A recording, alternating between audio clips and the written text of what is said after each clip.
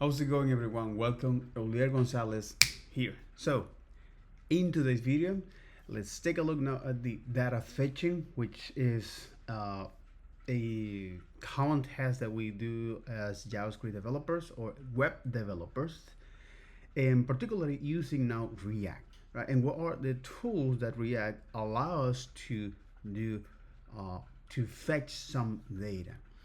So because the TLDR of this entire course up to this point, taught by Josh Kamua, a software engineer that previously worked at Khan Academy and then at Gatsby.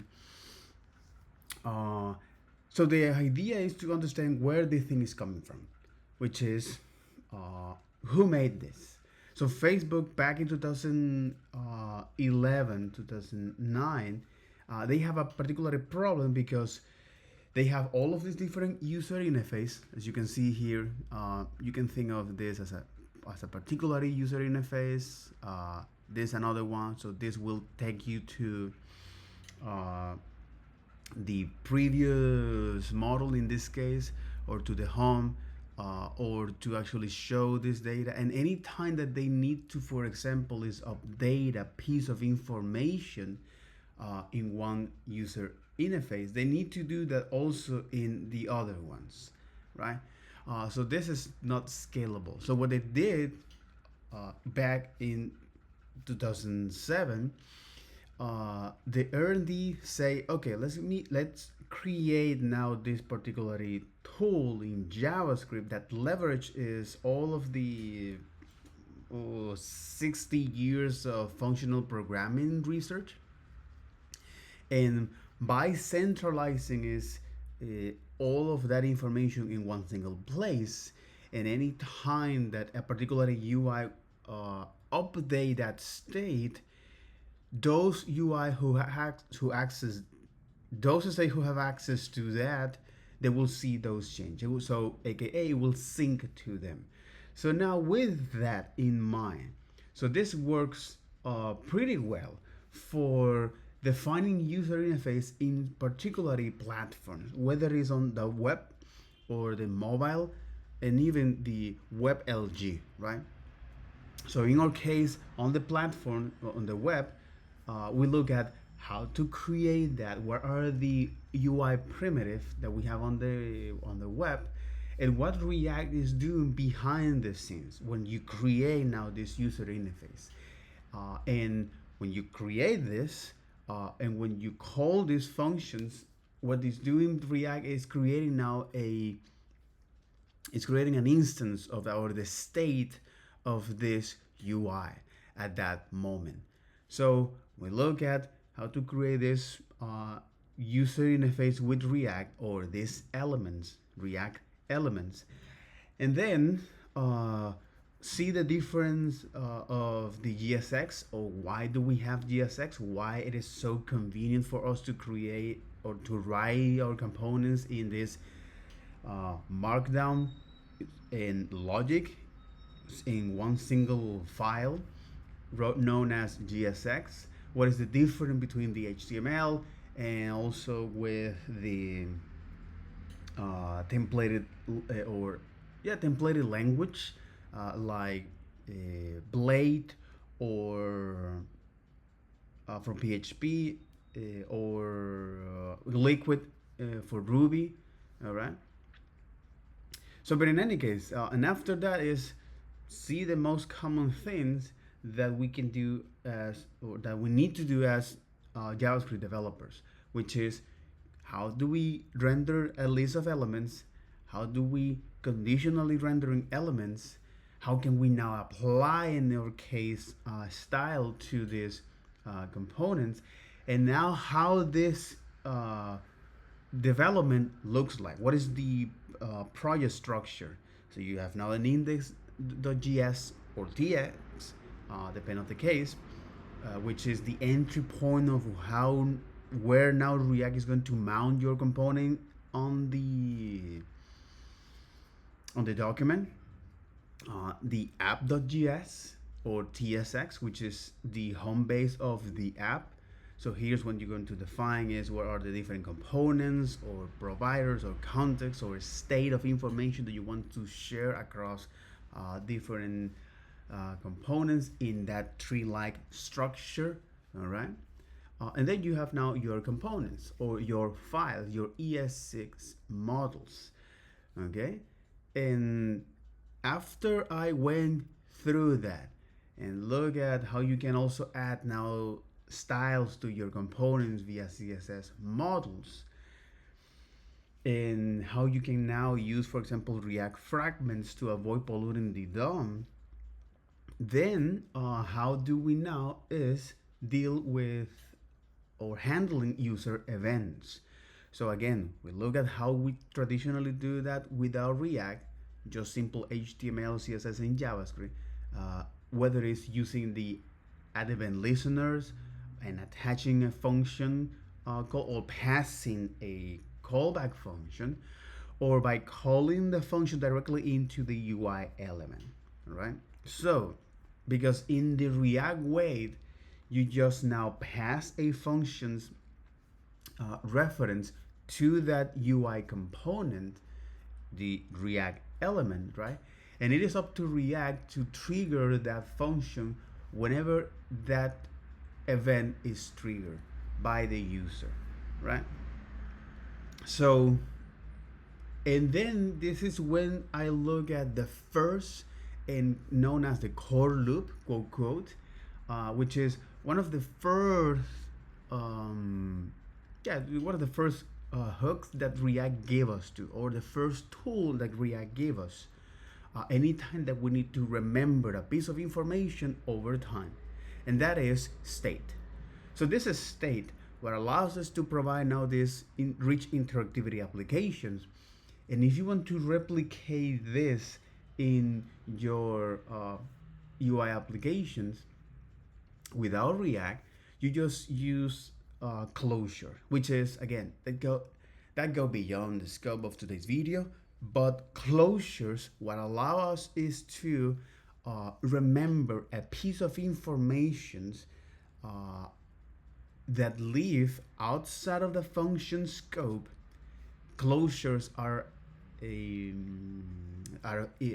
closure is a feature of the function scope, and only for functions, that anytime that you define your functions and you need to have, or you access variables that live outside of the function scope, so the library, or particularly the language, is going to hold that reference inside of this function scope and have access to that even after this function is executing at a different scope, or a different scope change. In other words, you can now carry over that reference and then use that reference for X, Y, and Z at a different point in your program. Why this is important? Because with closures, we can now is harness the power of the model pattern. Or in other words, we can now define in this function scope is data and its functionality, expose that as an API, and prevent somebody to have access or manipulate directly that data. So this is great because this is also part of the data encapsulation. So nobody can have access to that data.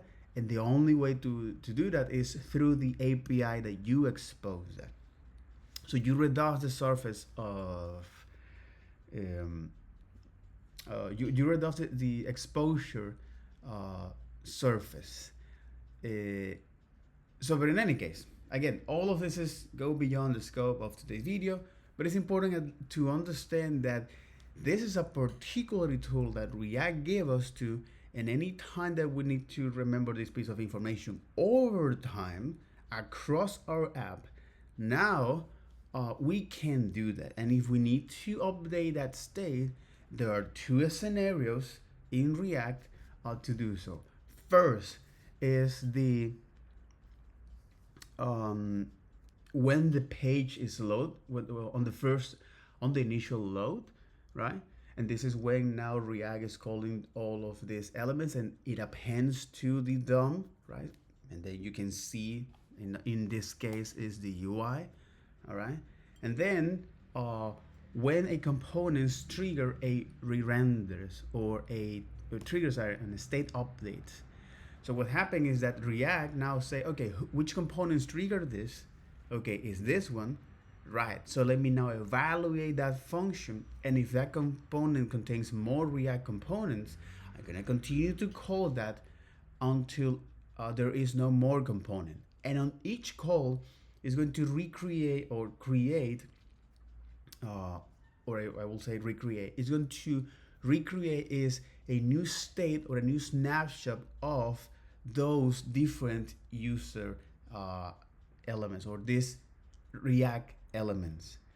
So this new snapshot, right, that indicate is the new version of the virtual DOM, it has now the difference between this new version, this new snapshot, and the previous one.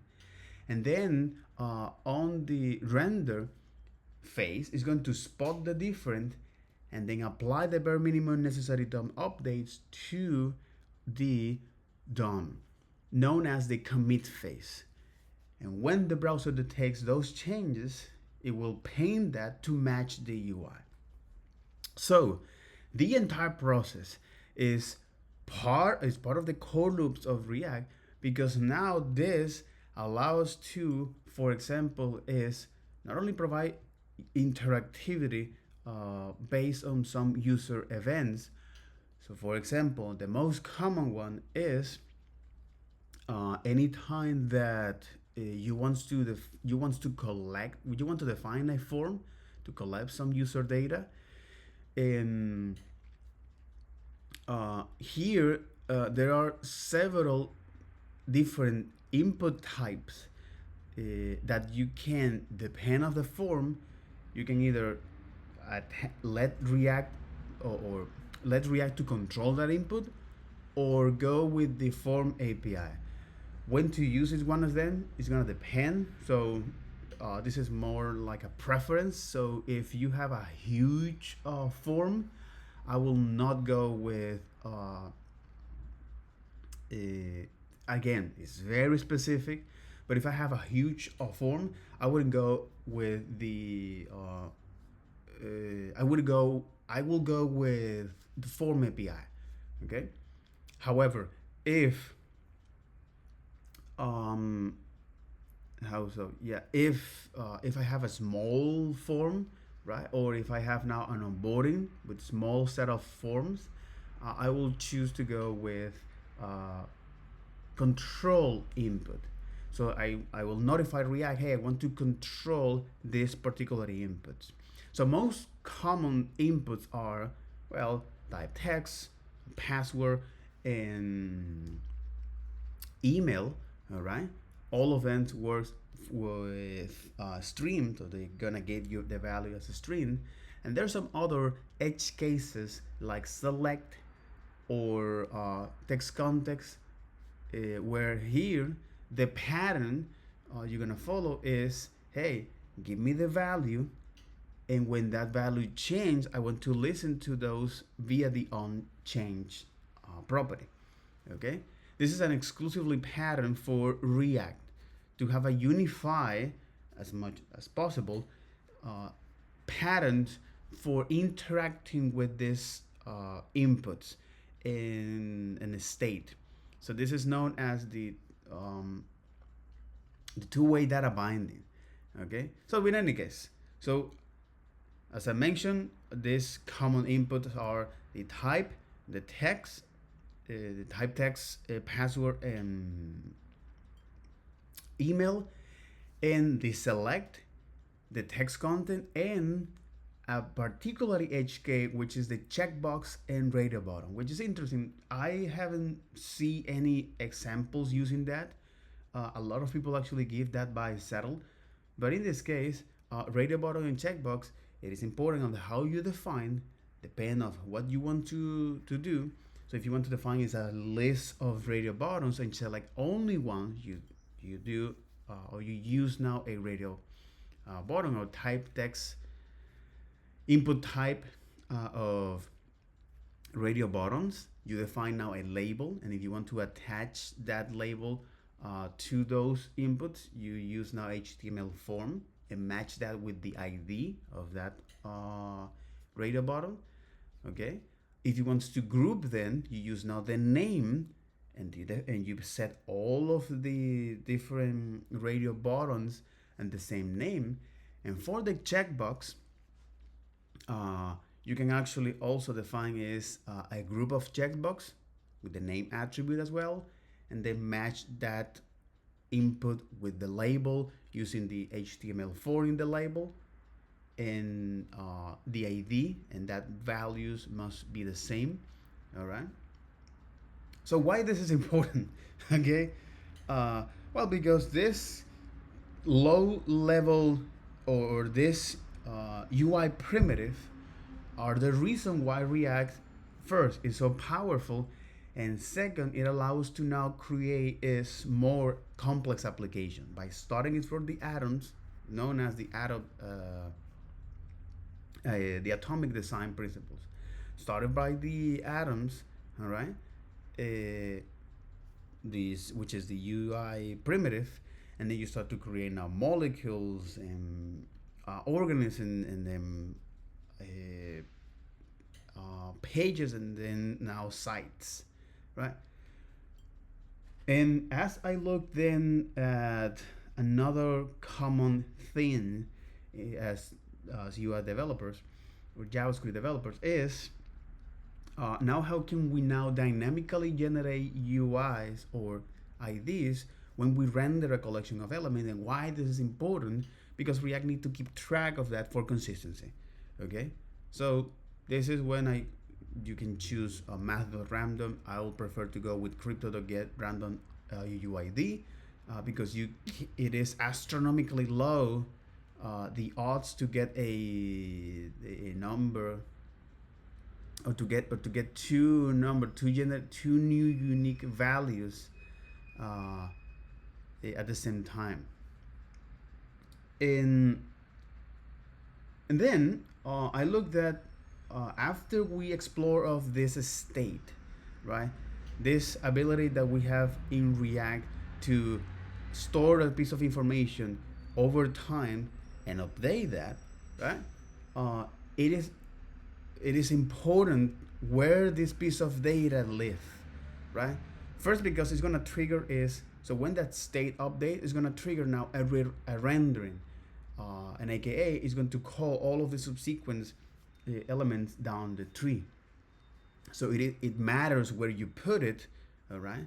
So this is known as a state lift, and or lifting the state up or down, all right?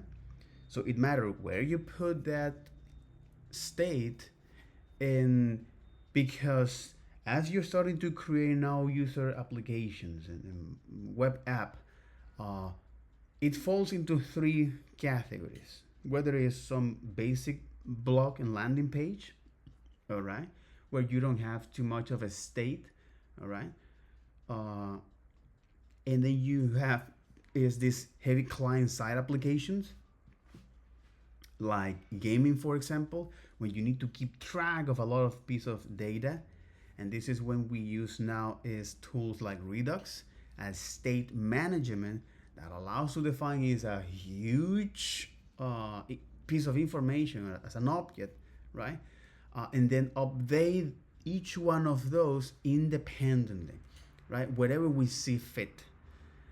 And then you have other kind of application like SaaS or back office, where the whole point of this is, all right, the source of truth or the state of this application now live on a database, and because now we have our client side or this app on the client, we need to somehow synchronize with that or fetch that data to show that properly. So for example, we need to fetch the right data at the right time,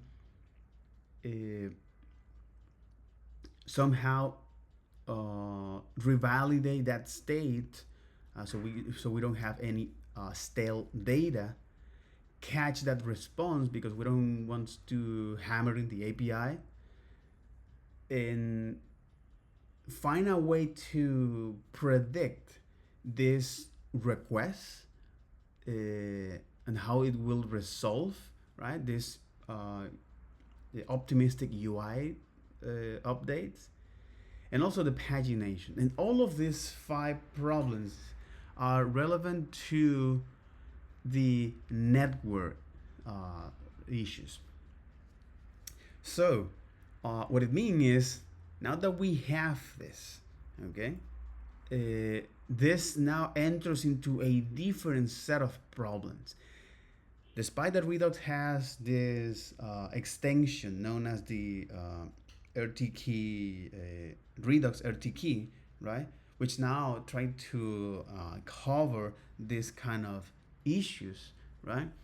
I prefer to go with Redux for state management as one single as this application to solve these specific problems.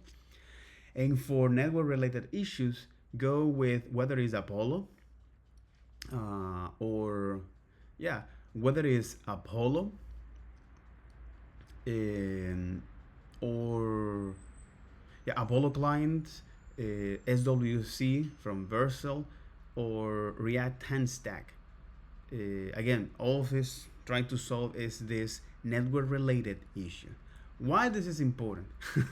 Because as we look later in this course, and starting to build now more complex applications, we're going to see the benefit of understanding this kind of problem.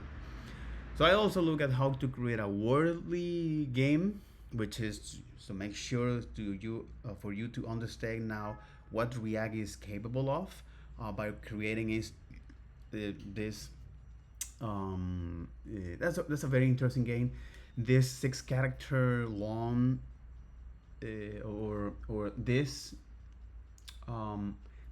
matrix uh, of 5 character longs. So in other words, Wordly is a game that gives you is 6 attempts to figuring out a 5 letter word. All right. So of course we have this matrix, right, of 5 by 6, okay, and see how you can create now this on the on React. What is the convenient way to create this? Some specific functions that are useful for us to define that, right? And how can we now populate that data, and how we can now collect data from an input and show them to the user by understanding now this core loop or the user state. So with all that in place, all right, then because the only solution that we have was component back then, right? Sometimes we need to define is business logic, so we don't need to use our components to describe is the UI. So for these cases, we were using is a lot of components, right? And that's what you in some older code bases and even some current ones, you see a lot of those React applications now using heavily is a lot of tags, and most of them are just for handling is business logic or some tool logic, not relevant for the UI. So because of that, the React team say, okay, here we have these things called hooks that allow us is to hook into a specific React to solve specific problems. So one of them is the use ref, that the use ID. Anytime that you need to have some global identifiers in your applications, so React will gonna create that and keep track of that, so you can use that. What is the use case for this? So anytime that you need to define is unique identifier for your label and your inputs, okay, in a form. The other is that we need to understand that anytime we use each one of those custom or these hooks, right? There's some rules here. Uh, so you need to put all of this custom hook at the top, right? And they must live inside of a React component. So, uh, and then we explored another hooks like the use ID. So anytime that you need to store some piece of information, whether it's objects or any other JavaScript values, right? Uh, or even DOM nodes that you need to somehow interact with that node. The common use case are video, canvas, or audio.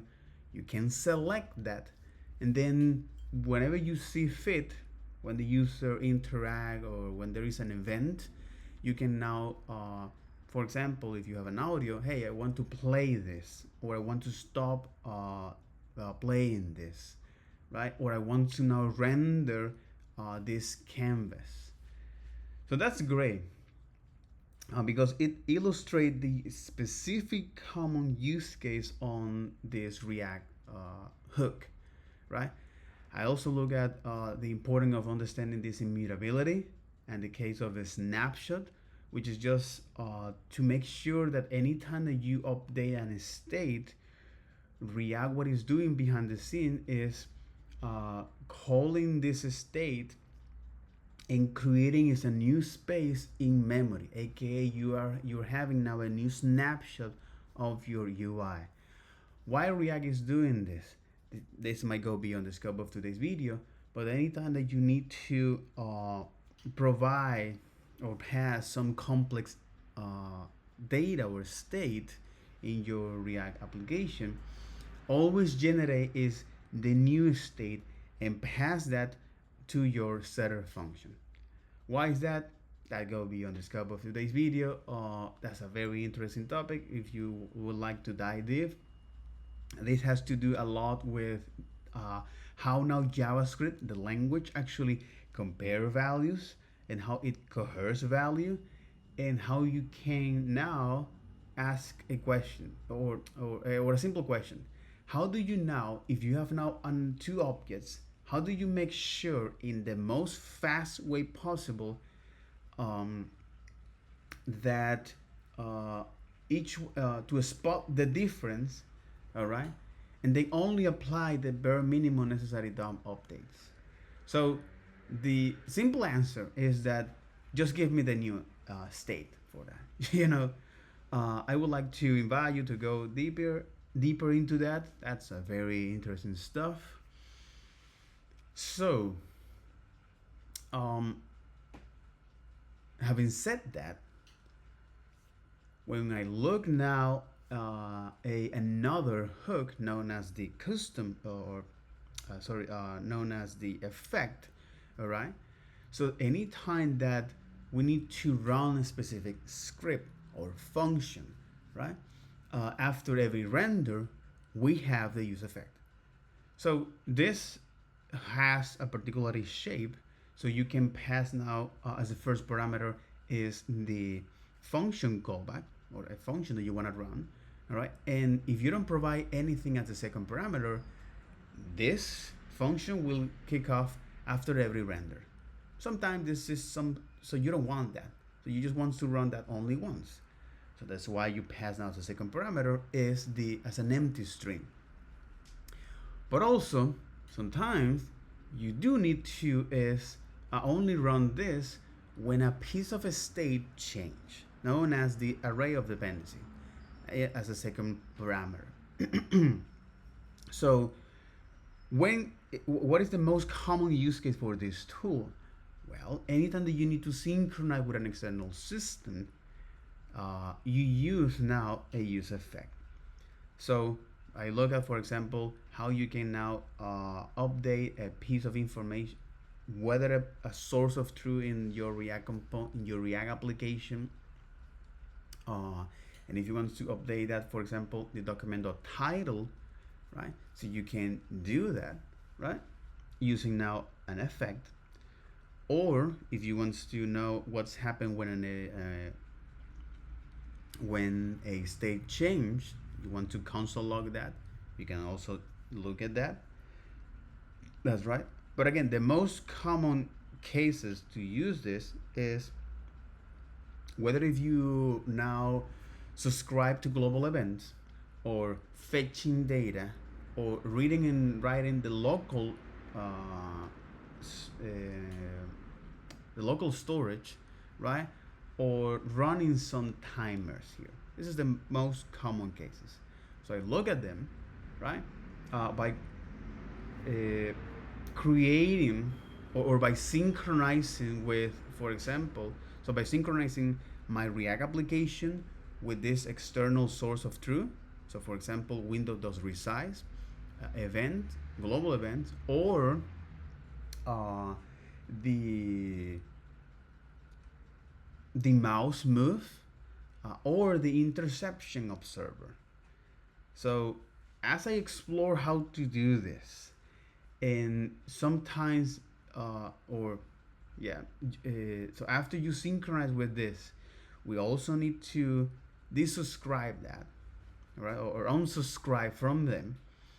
So React say, if you want to do that, all right, in that function callback that you pass to your effect, I need you to return now a function, right? And here you're going to describe what is the unsubscribe logic or the cleanup function.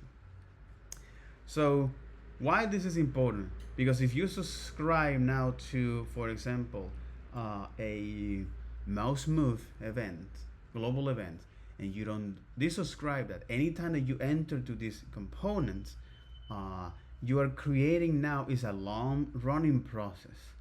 So you need to somehow indicate to the browser, hey, I need to remove this. So you have more memory. So let me free up. So please remove this listener so you have more memory to allocate. Now, on this cleanup function, which is interesting that why we need to return is a function. Again, this goes beyond of today's topic, but it is relevant.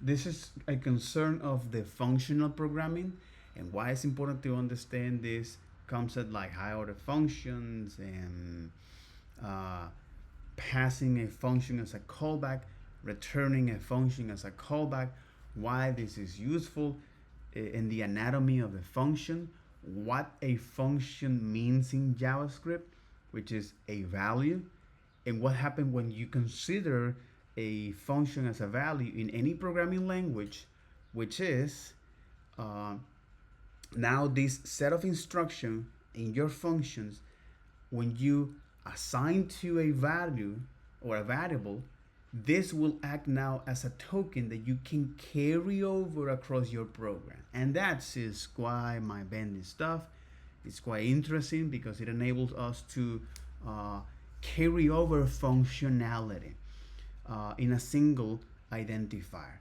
right? You can think of this like the if you have heard of the Bulma in Dragon Ball, see when now there's this character, this female character known called Bulma.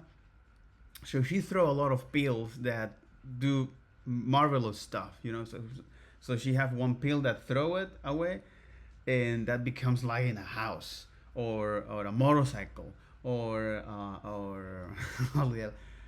yeah, a motorcycle uh, or another vehicle, all right, or even an spacecraft.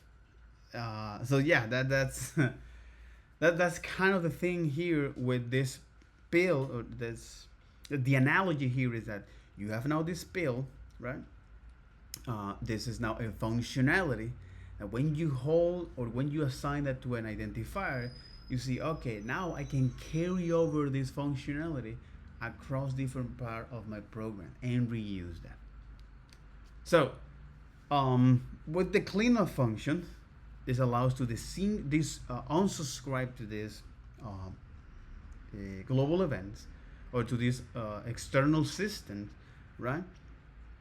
Or to do some cleanup logic that the life cycle of this is that when the component is mounted, the effect runs. Okay? And when the components re-renders, the cleanup function will be called, and then the effects. Why this is important? Because when you're describing or when you need to use an effect to synchronize with an external system, so for example, the mouse move, you just want to subscribe to you just want to create one long running process. There is no there is no wrongdoing in flipping from one state to another, or in other words, to subscribe to that mouse move, and when these components are mounted, you unsubscribe that, and when this component is mounted, you subscribe to that. This flipping is something that depend on the use case. It might be quite negligible the performance, but in my case, I'll prefer. Is again, it's very subjective. It's gonna depend on of your use case, but I will prefer to, if I need to subscribe to a global event, I want to do that only once. I want to create this long running process. Or if I need to subscribe or to attach to a WebSocket, I want to do that only when this component is mounted and maintain that connections or this long running process until that component is not there, or when it's unmounted, when the user navigate to a different part of the application. So, because sometimes we need to ask access to the fresh instance, so we have now this callback when you pass, or the setter callback, that the main use case for that is anytime that you need to get the new fresh state, you just pass a callback to the setter, to the state setter function. Why do we want to do that? This is useful for any time you need to define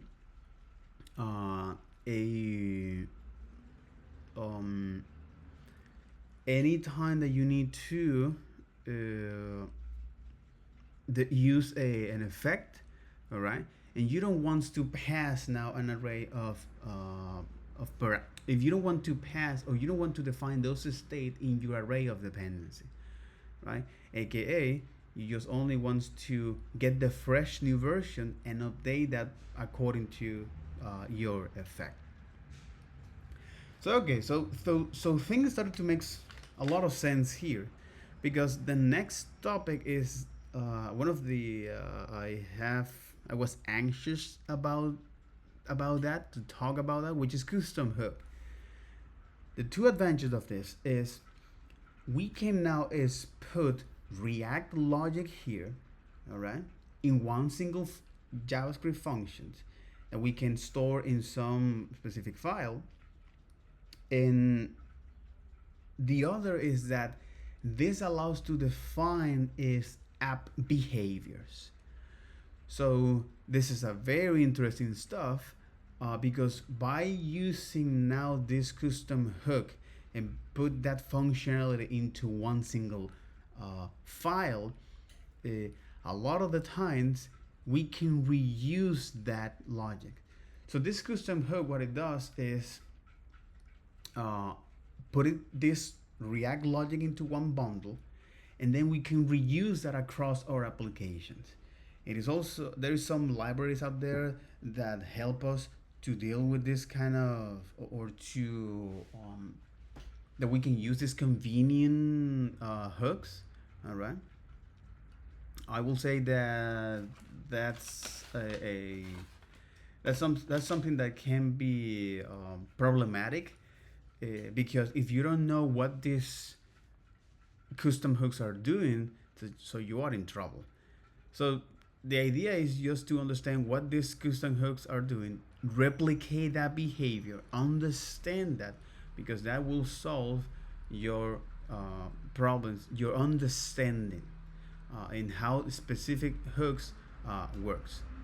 So hooks like, for example, toggling, or to get the mouse move, for example, or get the interception observer. So all of these hooks there are already they exist. They exist. They exist. Jesus. All of these hooks they exist. Okay. But the idea is to understand how that works. That's the whole point of this. So, and speaking of understanding that, right? Understanding how this custom hooks works. One of them is the data fetching. This is not a custom hooks. This is again a way of how you can now respond to this particular event, so fetching data. All right, and because well sometimes so data fetching is a critical component for most web application. When we really think about it, most web application exists to let user interact with the data in a database. That's the whole point of this. So whether it's you're a search engine which has a huge database of that filters billions of entries, Jesus, that filter billions of entries, right? Or chat applications like Slack that allow you to send and receive store data in a database, or store or message stores in a database, or social network that provide you some feeds that pull from a database and allow you to interact with them and updating into the database. And then they feed their AIs, for example, in this case. So the tool of choice. So there is a huge universe of tools. So let me actually write it down here. Okay. So this is now data fetching, right? There you go.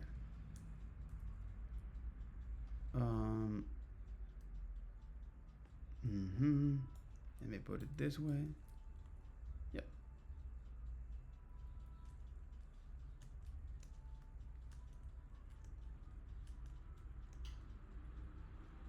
Perfect. All right. So in this lesson, we'll see how to send network requests in React context. in this lesson, in this lesson, we are going to see how to send network requests, in React context. I do think that is quite important to understand how you do this, how to send network requests. All right, whether it's using the XSR, a bit of history,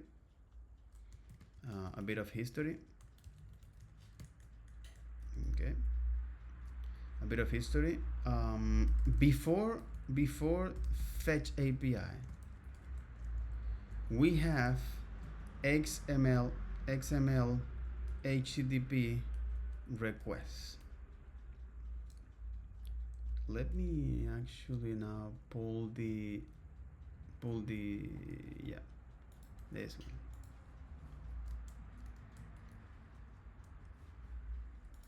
And this one.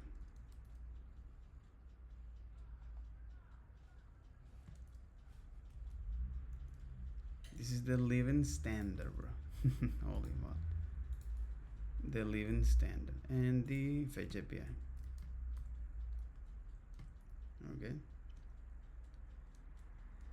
This allow a script language to access an API where a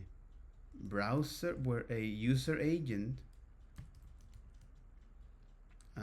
can send network requests, because it's that can transfer data between a client and a server, can transfer data between a client and a web server, right? It's for that. So defines an API that provides scripted client functionality Mm-hmm. Okay, is this allow a scripted language to access? Let me put it this way. Let me put it this way.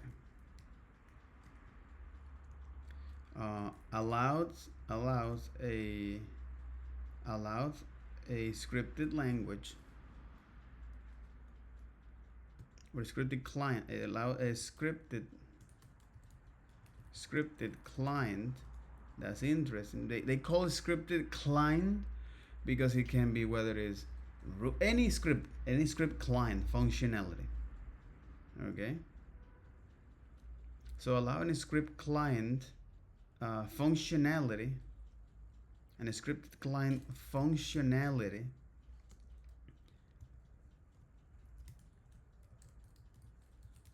What does it mean? This? No. Let me go with Google here.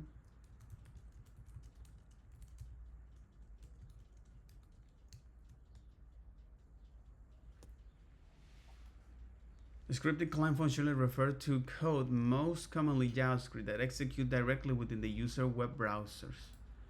Is there any other one?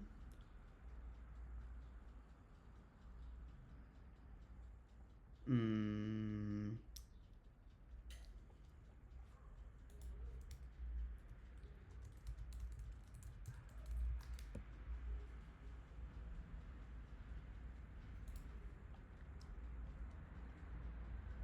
Mm-hmm. Exactly. Usually. Mm-hmm.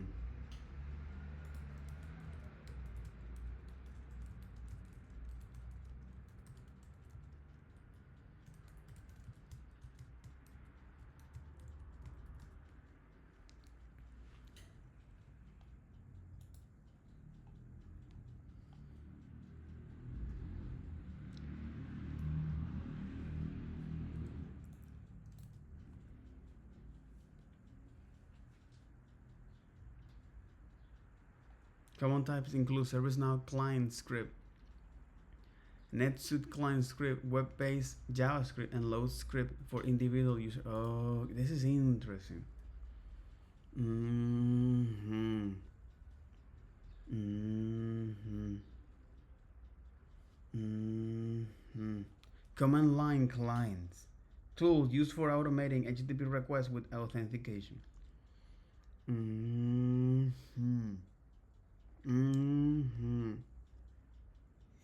Mm-hmm. Web-based JavaScript. Roblox local script. Script that executes on the player machines, often used for UI elements. An individual player. Roblox. Roblox. What the hell? Mm-hmm. FilmMaker Pro script. Mm-hmm. So anytime that you need to run some client. Mm-hmm. Examples of scripted client. Soho CRM client script. NetSuite. General browser scripting. Mm-hmm. Mm-hmm. Okay. Scripted clients or client-side script are programs, usually JavaScript, that runs in user browser or application client to manage UI behavior, validate input, and provide. Holy hell. Okay. So, does Python?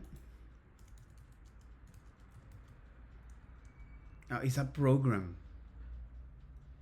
Mm-hmm.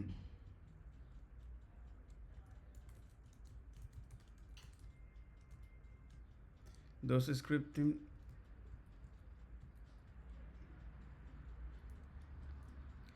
Those scripting clients are programs? Yes, client-side scripts are a type of computer program. Okay, interpretation versus okay. When they call client is a type of computer program. Okay, okay. Hmm. So when they call this, all right, allows a scripted client, all right, usually a JavaScript, a JavaScript engine. Okay, exactly. So our programs allow scripted clients a program that allow or usually a program that allow a program that execute JavaScript code like a web browser or a server. So allows a script clients uh, functionality for for transferring, exactly, allows scripted client functionality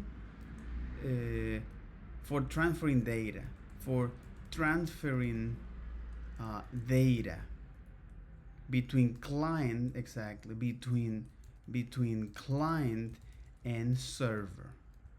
Okay, and a server. All right, so how can I access to this? That's a good question, right?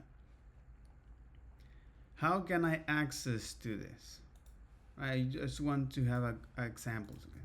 So how can I look at example of fetching data using XML? HTTP request. Okay. So I need to create this object that is gonna hold inside of this, right? And then expose certain things as it is, right? So whether it is I say, hey, open, so now the API is quite different. They say open, this is the methods and this is the URI, all right? And with the third parameter, and then you say optional, you can set the response type to JSON for automatic parsing here. Okay. So once that is okay, let's do this, bro, because most of the time I know how to do that using fetch. But here I'm saying, hey, I do want to have access, HTTP request. I do want to have access to these objects for transferring data from this client, this program that runs JavaScript in this case, uh, and a web server. Okay, and they gonna and I want to hold that functionality here to say, hey, they call this HSR, right? I can set now automatically. Uh, so first they say, hey, what do you want to? Okay, open a connection here. And here you need to define is the HTTP verb, the URL, and a second parameter that is called true. That I don't know what this does, but here is this one. All right. Yes, it is. And then I can now set that whenever you respond, XSR, the response type, I want to be that as a JSON. Somehow transform that.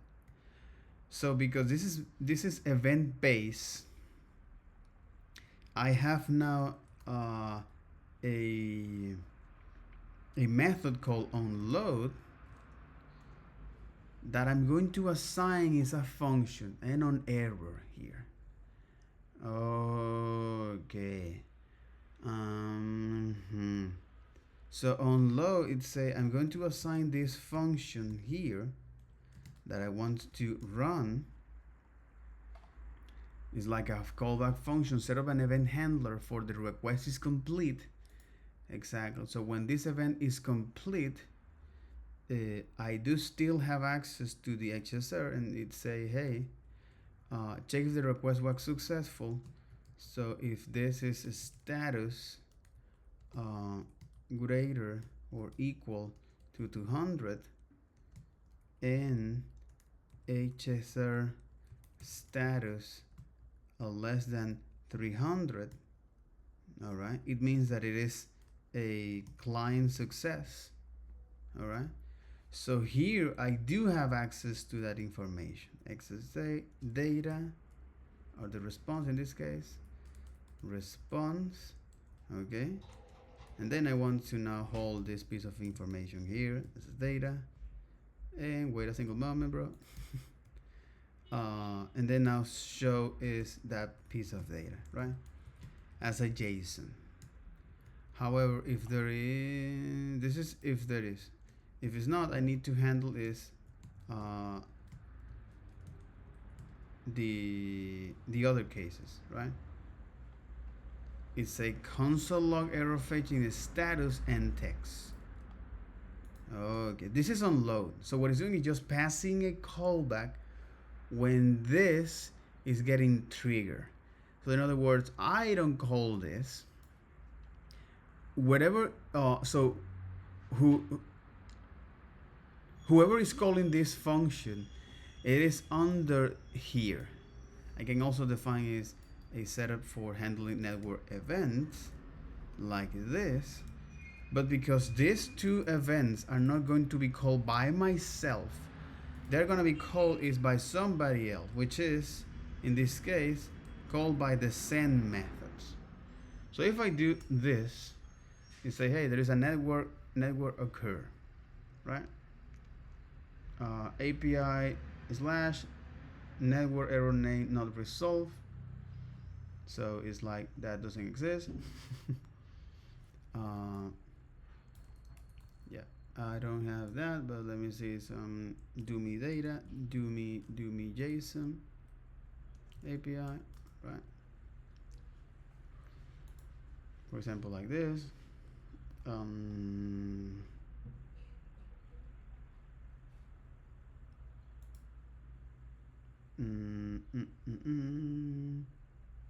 Users, right?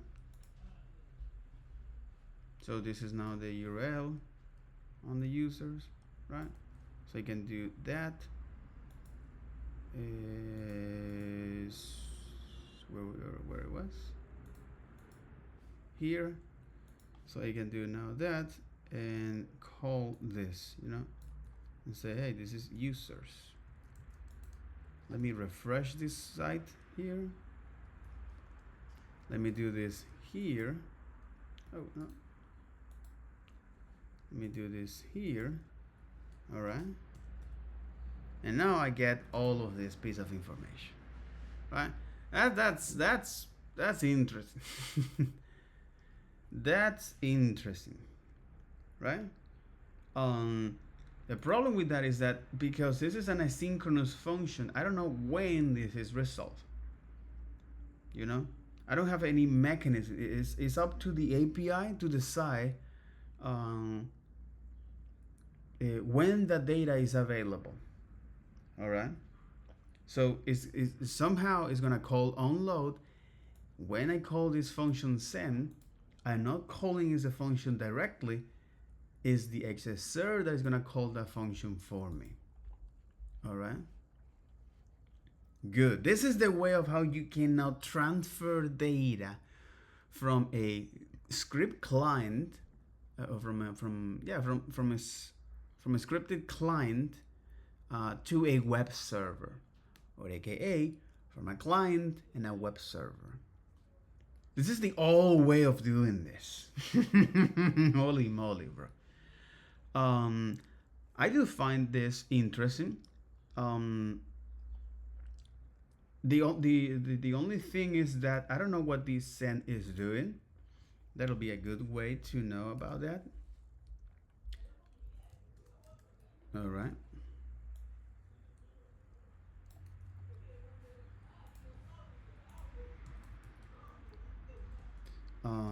Can you tell me what the send, or instead of asking Claw, I can now look at this spec, right? and say, hey, what is this send method here? The open methods and the send methods. Okay. So the send method say, hey, initiates the request. The body arguments provide the request body, if any, and is ignored if the request method is get or head. Okay, the body arguments provide the request body, if any, as and it is ignored if the request method is get or head. Throws an invalid state error. DOM section if either state is not open or the send flag is set. But this is what the send method is doing. So the send body say method steps are, if this state is not open, then throw an invalid error. Okay. So if you haven't opened a connection here, if this send flag is set, then throw an invalid state error DOM section. If this request method is get or head, then set the body to null. This is quite interesting because this is actually what is telling you what it's doing behind the scenes. If body is not null, then let extract the content type. If body is a document, then set this request body to body serialized, converted, and UTF-8 encoded. Otherwise, do all of this. This is if you have a body, right? This is if you have a body. This is interesting. Why? Well, let's take a look at the fetch API here. All right, but after I read about this. So this is if you have a body. So because we just did a, so in other words, if you have a body, what it's going to do is to try to serialize and convert it into a string. Okay. Otherwise, you do this. Let original author content type be the result of getting content type of this. If original author content type is not null, then do this. Otherwise, if the body is an HTML document, then set the content type to this. It's automatically doing that. That's interesting for us. Otherwise, if a body is an XML document set this to that in the author request header. Otherwise, if the extracted content type is not null, set content type extract content as it is, right? If one of more event listeners are registered on this upload object, then set this upload listener flag. Let request be the new request, initialize as follow. And you have this, you have the method, the URL, the header list, unsafe request flag, body, client, mode, use course, credentials, and initiator type. Unset this upload complete flag, unset this timeout flag. If the request body is null, then set this uploaded complete flag, set this send flag. If this synchronous flag is unset, then fire a progress event named load start at this. Let the request body transmitted be 0. Let the request body be request body.length. So it is starting the process. If this state is not open, this send flag. Let process request end of body. Let process response. And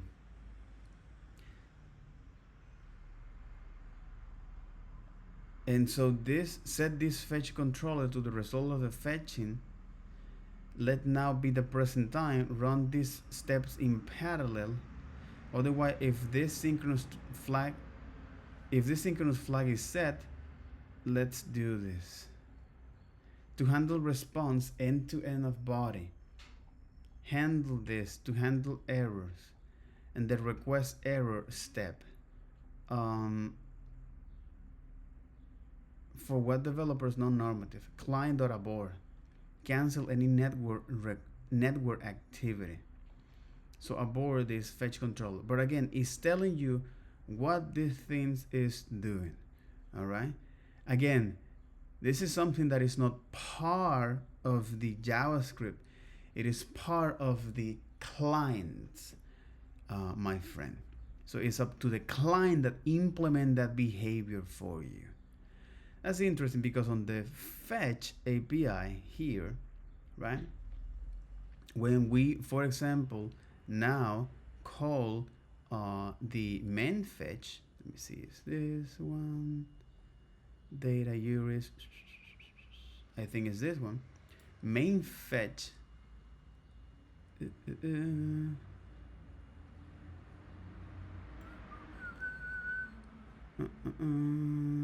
What if I want to run is just a fetch?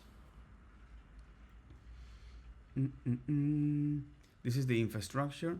This is the HTTP extension. And fetching. HTTP fetch. For example, this. To HTTP fetch, giving a fetch parameter, it will run this step. Fetch parameter, let response this. If request service workers modes is all, then do all of this, right? If the response is null, then do this. If either request response staining or response type is opaque, do this. If since internal response status is redirect this, do this. So in any case,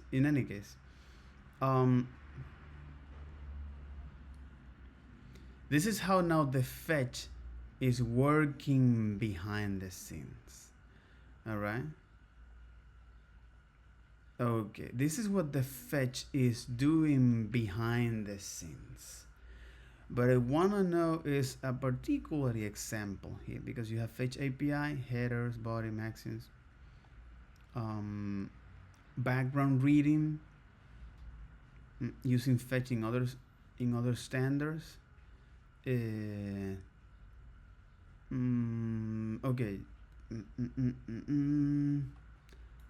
I can see is what the API is doing, right? For example, the open and the send, all right? But in the case of the fetch, I want to know is what will happen when I call is the fetch. You know what I mean? This is part of the infrastructure. At which bar? So now let me do this.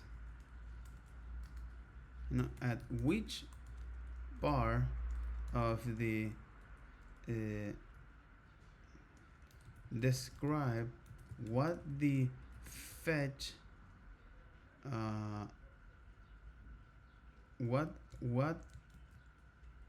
fetch is doing.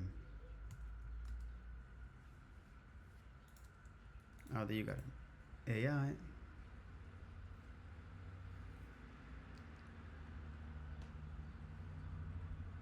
The goal section describes fetch purpose and unify and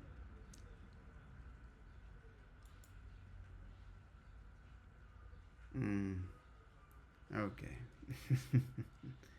That's fine. That's fine. That's fine, bro. That's fine. That's fine. Okay. Okay. No problem.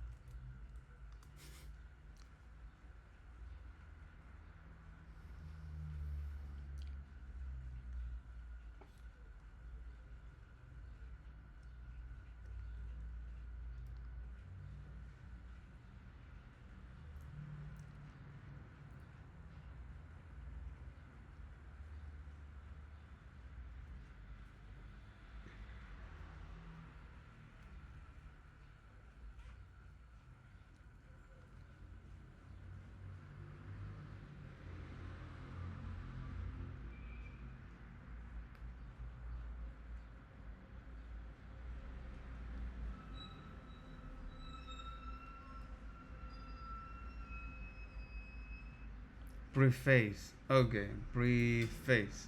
Preface. Preface. Preface. There you go. At a high level, okay, so the fetch standard also defines the fetch JavaScript. Okay. There you go. The fetch JavaScript API, which exposes most of the networking functionality at a fairly low level abstraction. This is what it's doing here.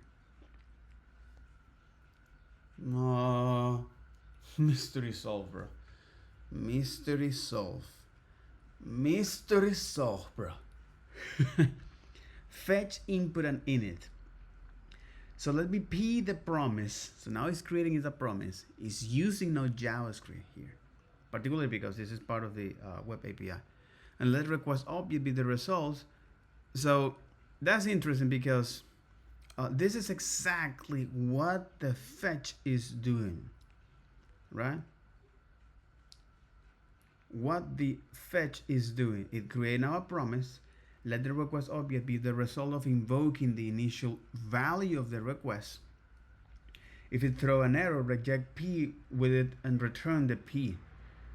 If the request object is request object signal is aborted, then abort the fetch call with P request, null and request signal.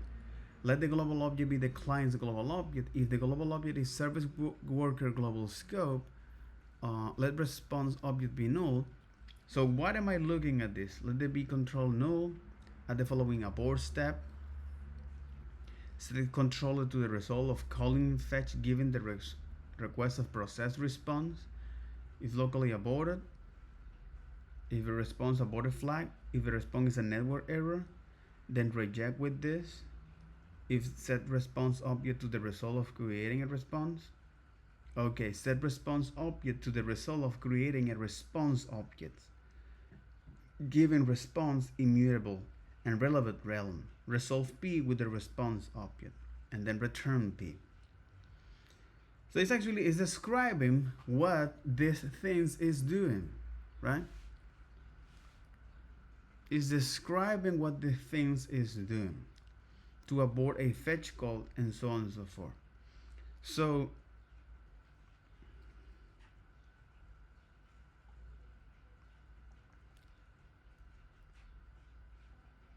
is there is a fetch later?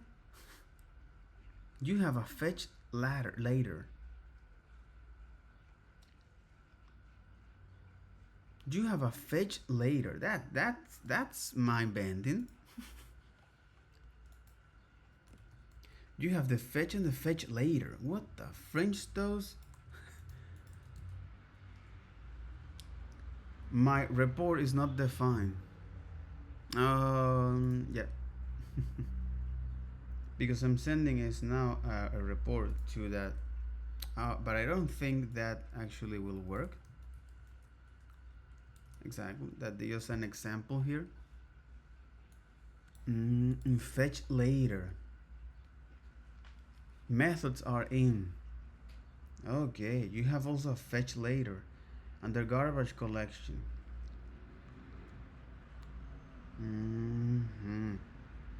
Holy moly.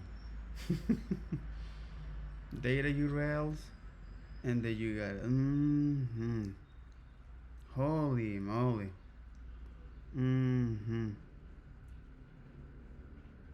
Only potentially trustworthy URLs are supported.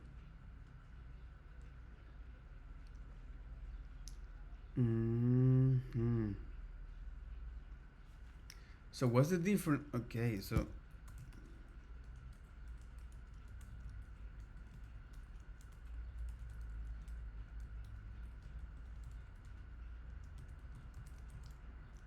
and fetch later.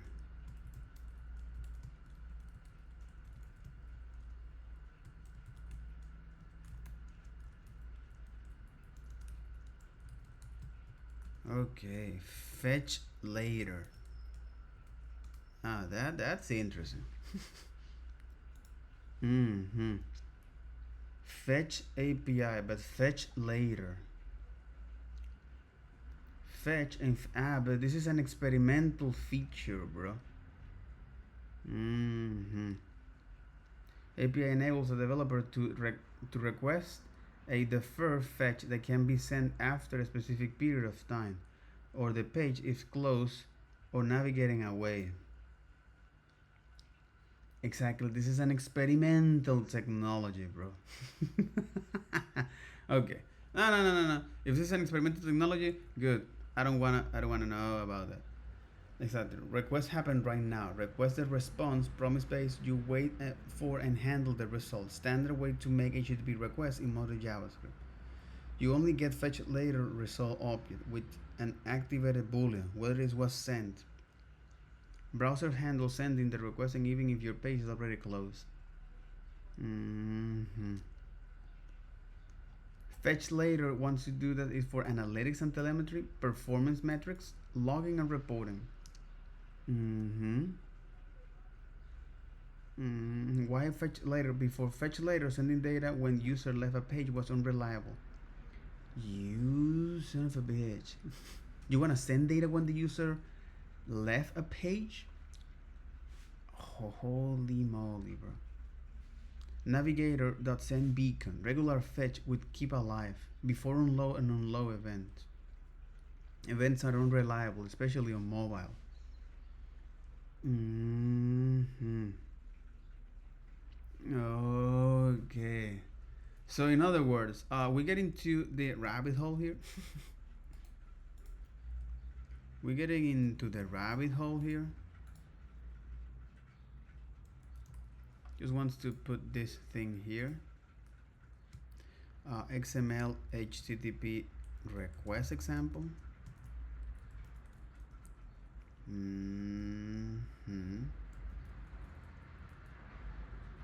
All right.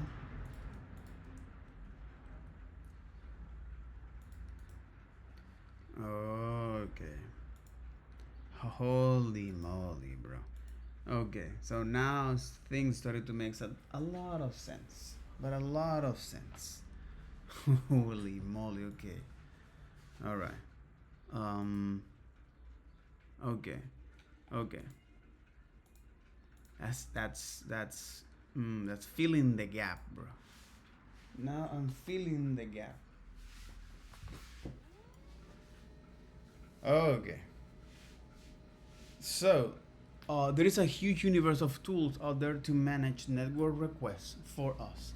In this course, we're going to use Fetch to make requests. And Fetch is part of the web platform, built right into the browser. If you're not familiar, you can learn about the basics of working with Fetch in the Prime lessons. But again, I am well aware of what this thing is doing. Alright? Fetch is a built-in part of the web platform, a modern replacement for the clunky HTML HTTP requests, and it allows to make requests over the network. Again, this API is still relevant because it can give you now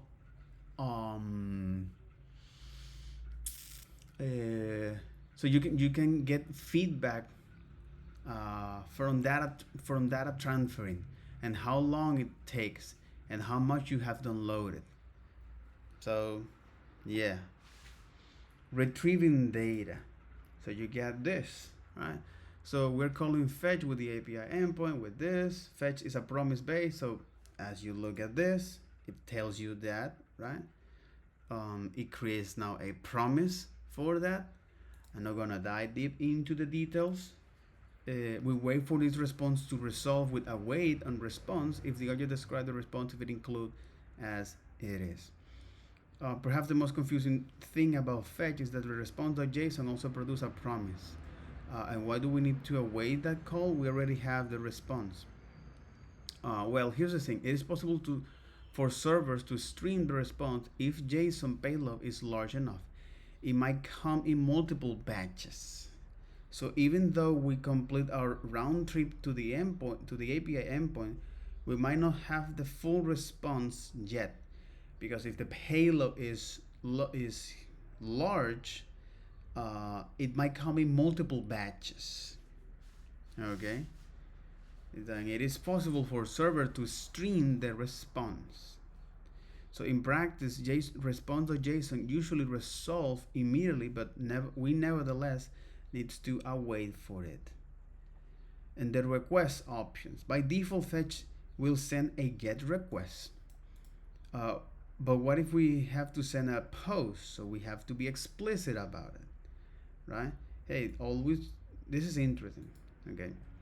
Always give me is the URL, all right? And then now as the option, you're going to describe is what is this? As the methods, and also the body, right? And the headers, okay?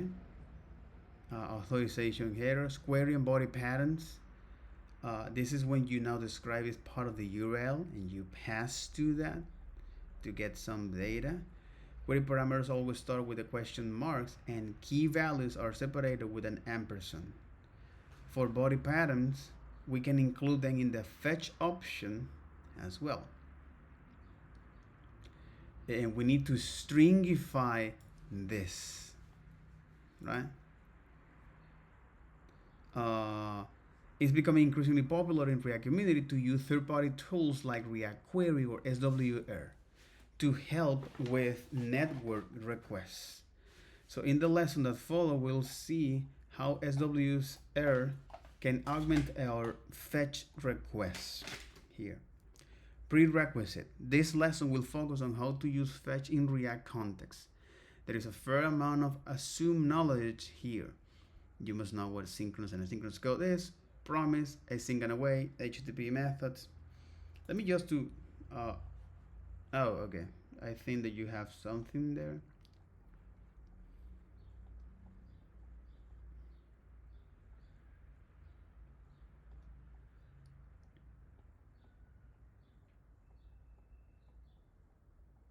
Exactly, and event handlers using now XML. For example, this. This is how you do that, right? Using XML. They don't describe now is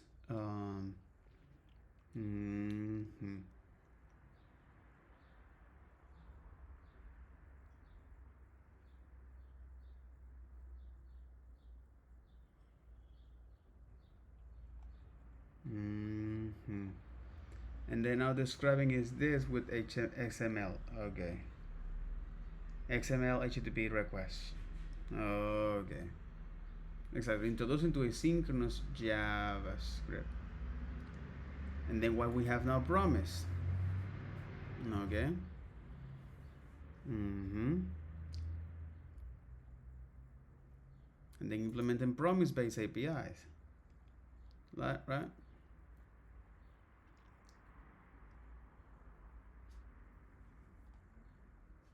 And then you have now introduction to workers.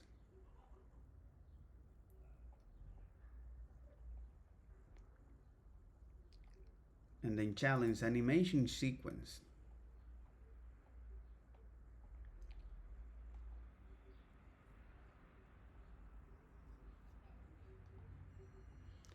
Okay, this is part of the MDN curricula. And then you have now another part, asynchronous JavaScript, client-side web APIs, web forms. Client-side form validation, sending form data, understanding client-side tools, packaging. But again, this is the current state, server-side websites, web performance, and testing, right? And how to solve common problems. Common CSS problems, common CSS problems,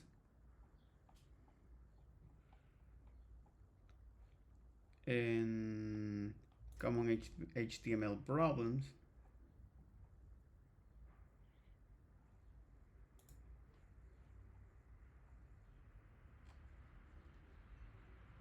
Common JavaScript problems.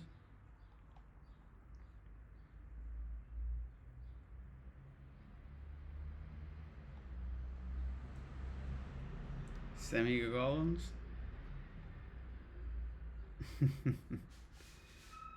Okay, basic definitions. That's right. How do you add JavaScript to your page, and how do you add comments to JavaScript code? Right, blah blah blah. Math. What type of number do you have to deal in web development? How do you do basic math in JavaScript? And strings, an array, debugging.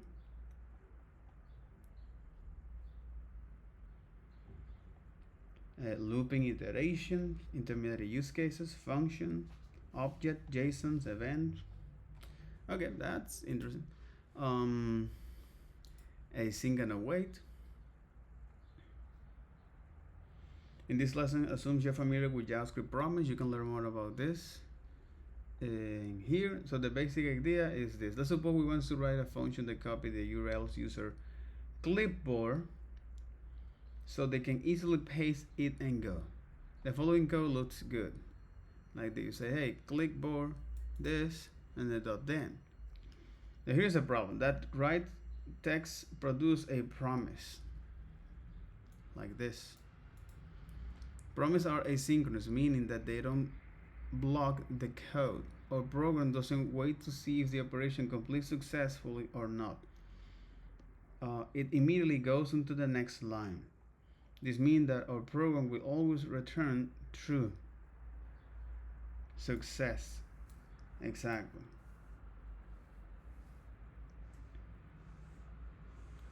Even if the method fails, in general, we can use try and catch with the synchronous code. By the time of the section is throwing away. So we start copying, then we return, and then we finish copying and log the message here. Here's the same code using async and await. So you just copy that, you just await for this, and then you now return whether it's a success or not. By switching to async and await, we fix both problems. We try catch now works as intended in the write text methods, throw in a section, and here.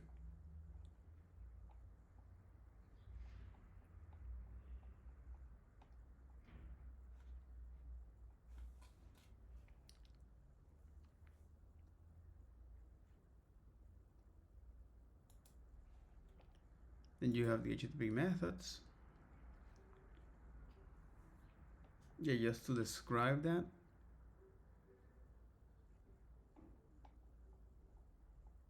Put and patch and delete. Technical difference. Get method doesn't support body parameters. And there you got it. And the test API. Alright. So fetching on event, right? So I'm quite familiar with this. I need to handle this submit. I need to prevent this to trigger the form by the form event by default. So event prevent default.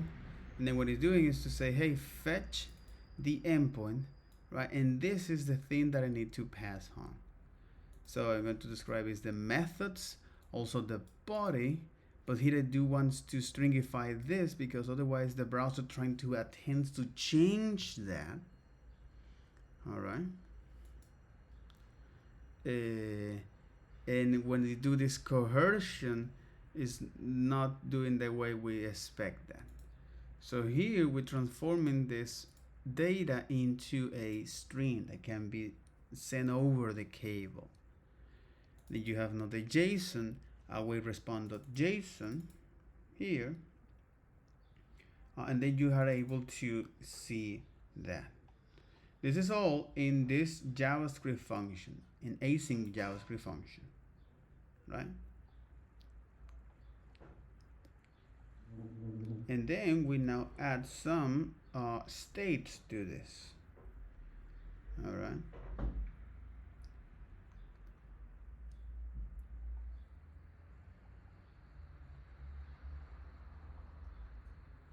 And this is part of the convention here.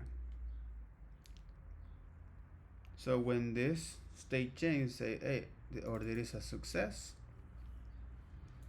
Oh, this is the four possible state. Whether it's idle, whether it's loading, success, or error. And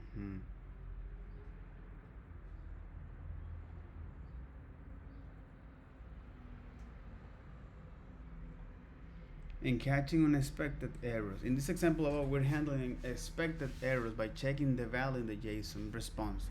But we're not handling unexpected errors. For example, if the server is down, the whole thing will throw an exception.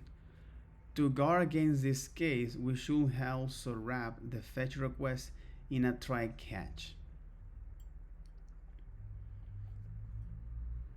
Mm-hmm.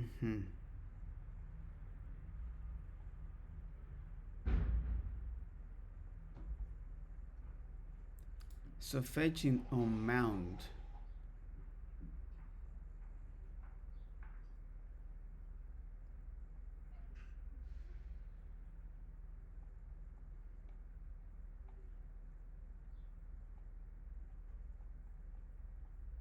Intro to SWR.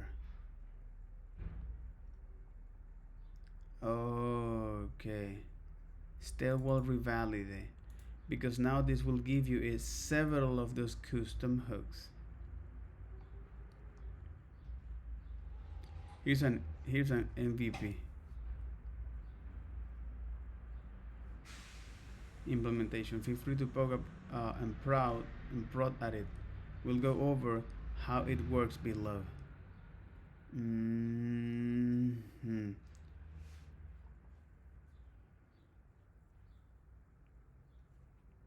This code use optional chaining operator. You can learn more about it in the operator lookup tool. So if this value is undefined, if this value exists, it's gonna give you that. If this value is undefined, I think it's that.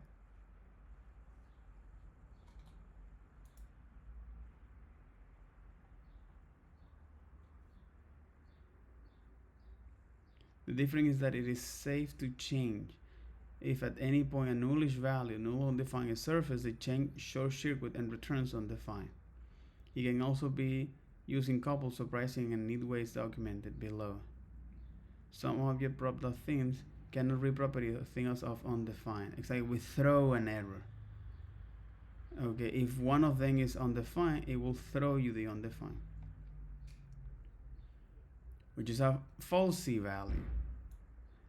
Okay, so when the property name is stored in a variable like this, outer key and inner key, okay, and then you say, hey, is this object contains now this outer key known as high, and that object contains have access to or that identifier have access to this inner key, it is as it is. So when the property in question is a function,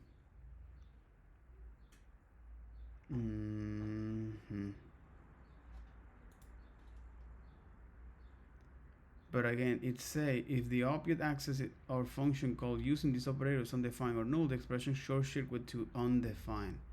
But again, it's checking against what? To the right, right?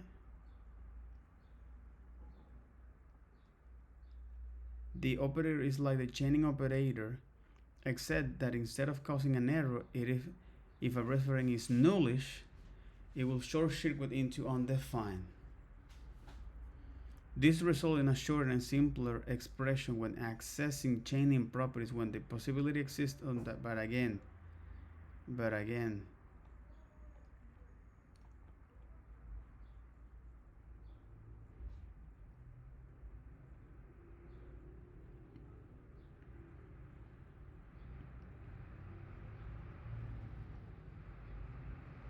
optional chaining that. But again, it's going to check that whatever is on the right. It's an adventure. Okay. Do you have this, doc? Okay, this optional chaining. Do you have this, doc? If it is, alright. Good.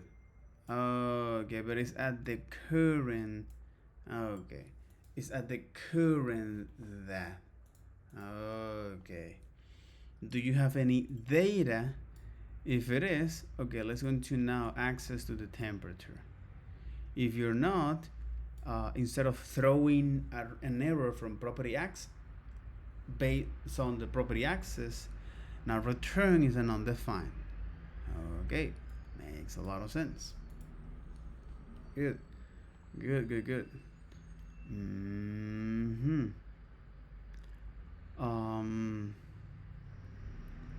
So loading an error state. That's an interesting stuff here. Exactly, because now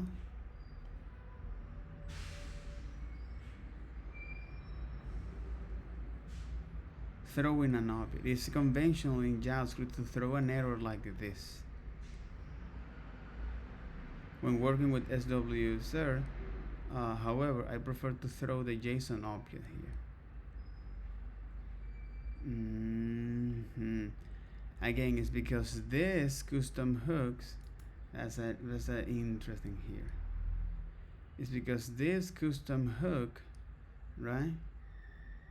It's because this custom hooks now provide some React logic that describe a behavior, an app behavior. Oh, holy moly! All right. Exactly. First, the ergonomics are tricky. In order to fetch our mount, we generally use a useEffect hook, but there is some gadget around using async and await in an effect covering in the upcoming lesson. So if we So I recognize there's a lot going on here, but fear not, we're going to walk through how all of this works. The first thing on line 2 is we are importing this custom hook called useSWR from the SWR library. And I'm so excited about custom hooks because they make things like this possible. It's not only useful for ourselves, right? If we have some bit of logic that we've written, we can wrap it up in a custom hook and then reuse it. We can also grab third-party custom hooks, right? Custom hooks that other people have written.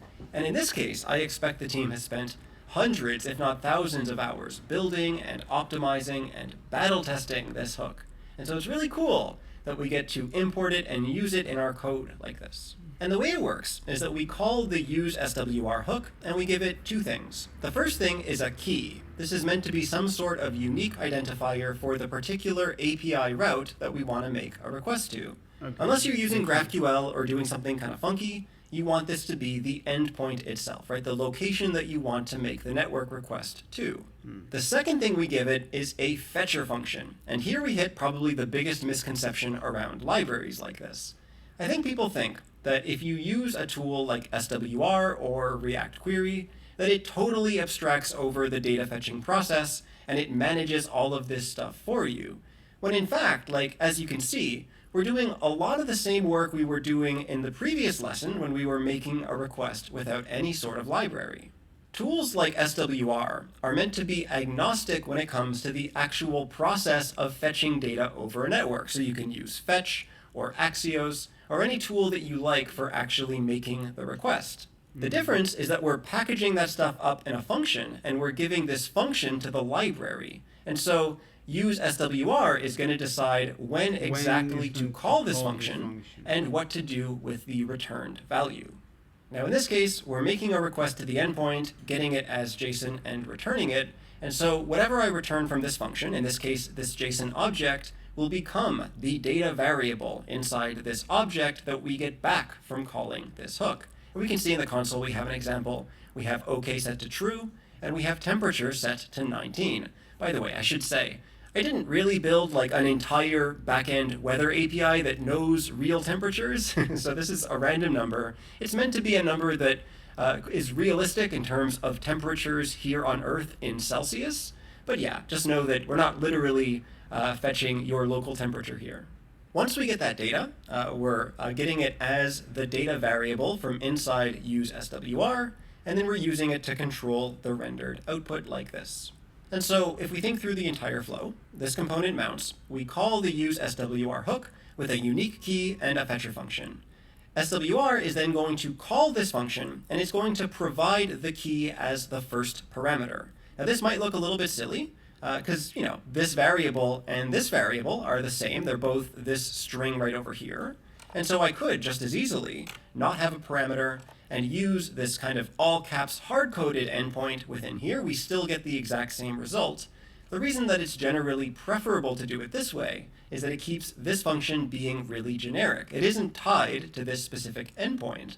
And as a result, I can keep this in a helper file and import it whenever I want to make a new request all over the application for all sorts of different endpoints. Inside this function, I make a request to the specified endpoint, I get it as JSON, and I return it, which populates this data variable with whatever was returned from that endpoint. and then I can use it in my JSX. Now I know that this seems like an awful lot of trouble, like it may not be clear what the benefits are to using a tool like this. And there's quite a few, but to talk about one, in fact we're going to talk about the one that it is named after. SWR stands for Stale While Revalidate, and it refers to an HTTP caching strategy. The idea is that after a certain amount of time, or after certain things happen, this data might grow stale, right? The page loads, I see the temperature is 28 degrees, but if I spend several hours on this page, well, this probably isn't the right temperature anymore. And let's suppose I change tabs, and I'm doing something over here, I'm gone for a while. When I come back to this tab, it's probably a good idea to fetch new data. And so if we wait a minute, we see that it does indeed update this value. And again, these are randomly generated numbers from the API, which is why we see it changing. But it's the act of switching tabs and coming back that triggered that revalidation. Now you'll notice we don't see a loading spinner or anything else like that while it's... That's interesting. Okay, that's triggered that revalidation. That triggered that revalidation. Now, to come back to this tab, moly. It's probably a good idea to fetch new data.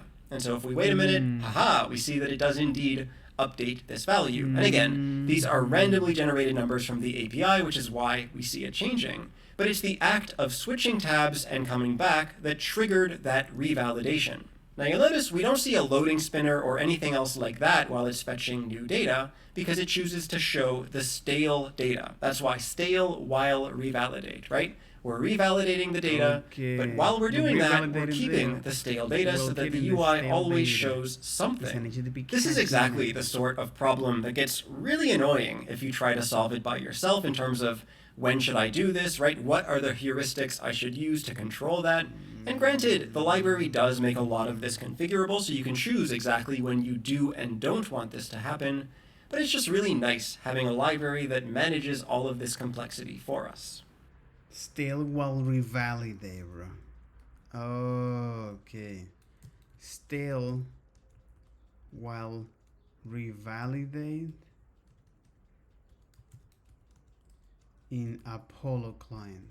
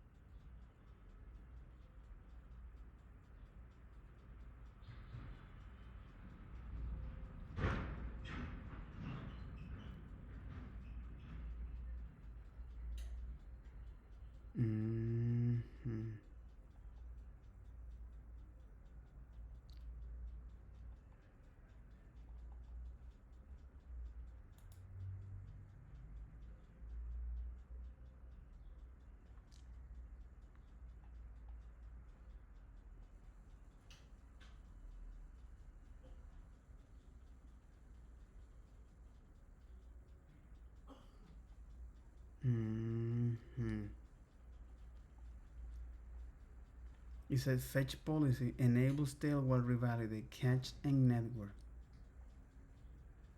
Server side support Apollo server. Or via cache control directive custom plugin required here. The item here. Cache control matched age 10 and stale while revalidate 60. Native cache control in Apollo server does not support stale while revalidate.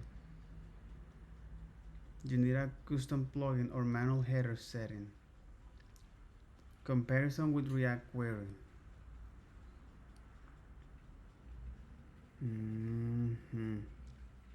Return stale data. Background revalidation. Yes. HTTP stale while revalidate manual header only. Support via next.js server side rendering.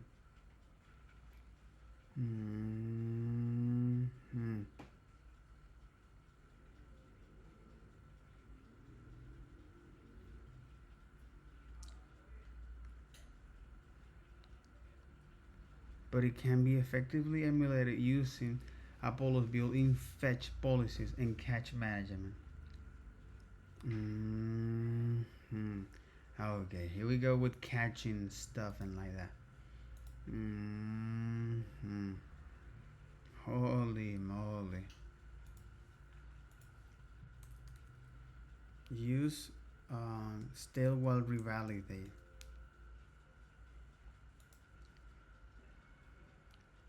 And if you look at the docs here, then now it's using that. The API here, it contains, now you provide now a key and a fetcher and an options here. It's gonna give you now the data, the error that is loading, and it's validating. If there is a request or revalidating loading, and they mutate, function to mutate, they catch data.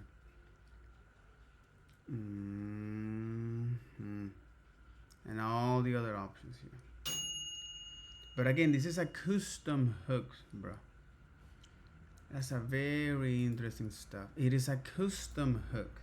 So that'll be all for this video. Take care. Bye bye.